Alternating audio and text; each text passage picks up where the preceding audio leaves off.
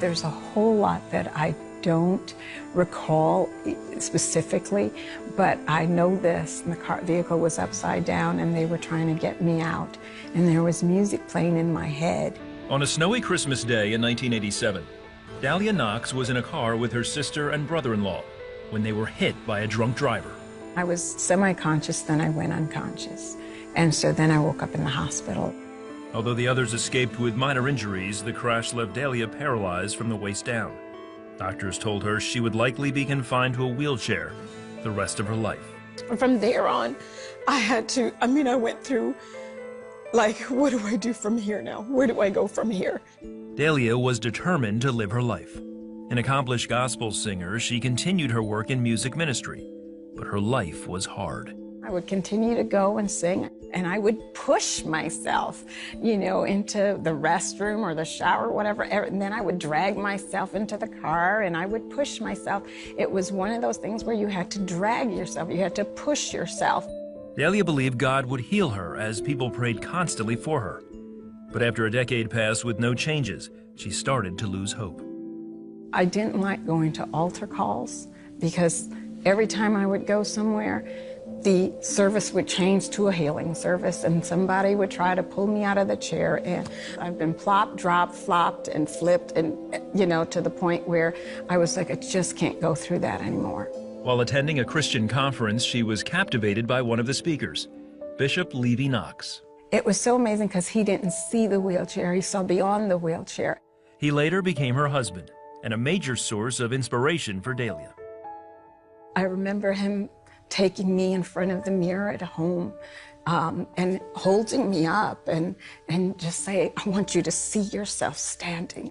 He would take me and dance with me, and just, as my legs would dangle, he would take me around. And he was one that always continuously tried to put hope and faith in me as to think beyond that, even though at times I was frustrated about it.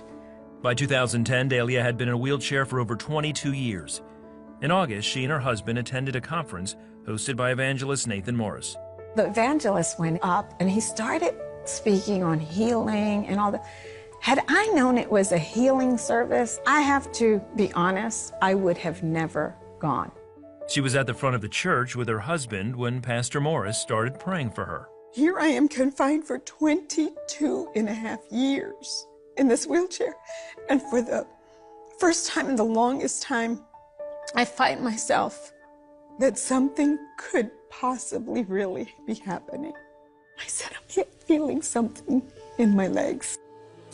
The power of God is all over this sister right now.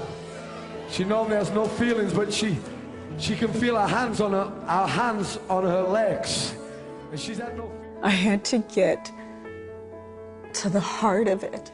And the heart of it was, are you willing to risk your pride and take a step of faith, even if you fall? With the assistance of her husband, Dahlia slowly rose. She later stumbled and sat back down, fighting to block out the doubts flooding her mind. I remember the words that he prayed were, let faith arise in this woman of God. In Hebrews 11, faith is in the present, in the now. It's standing between two present terms. Now faith is. And I sat there and a righteous indignation came in me, a righteous anger came in me.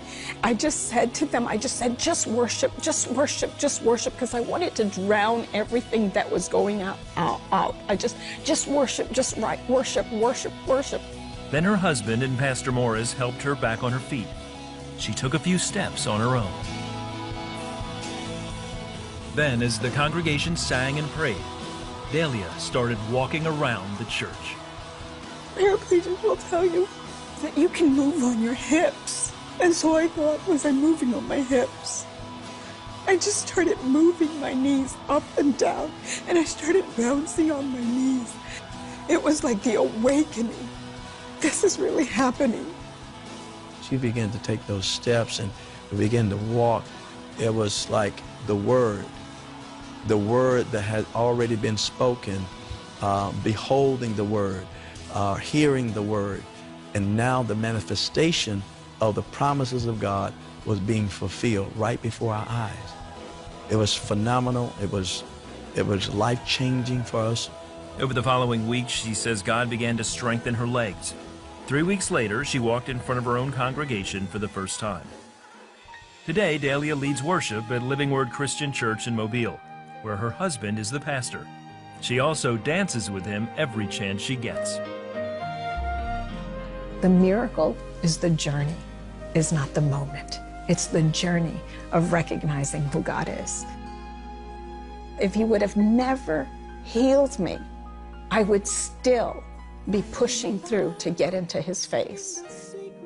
Because it's not about the healing, it's about the journey of knowing that God is there for us.